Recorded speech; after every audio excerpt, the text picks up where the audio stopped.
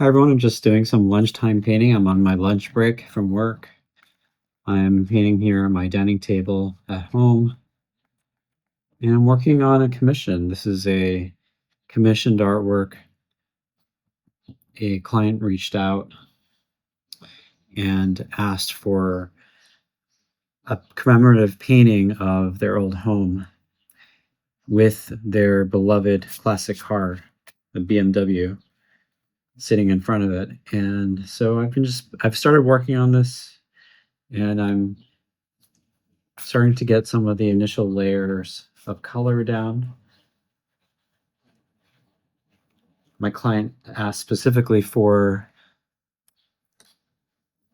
colors of when this house was painted this very light green color, and this is from decades ago. So we've actually been referring to some old Google Earth photos to try and find some images of that particular period. And he had a couple of photos that we could work from. They were close-up shots of the area, but otherwise we did find a couple of pictures on Google to help us as references. And it's tricky because those photos are old, and even though they're digital images, you don't think they degrade, but it's very hard to tell the colors apart in those old photos. I'm talking like early 2000s. They actually have some pictures there. So I'm doing my best to try and approximate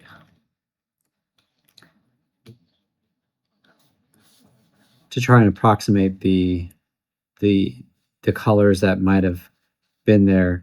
And it's a bit of like triangulation where I'm looking at more recent photos of the neighborhood, the street, to see how the values might differ across the scene. But yeah, it's interesting. It's a it's a fun project to do. The house that he has pictures of, it exists, but it looks completely different now in terms of the paints that the new owners have applied over the years. So yeah, I'm doing my best to find a way to capture some of the memories, and I think this is going to be a surprise gift, and I think it'll be fun. Hopefully my client is happy with it.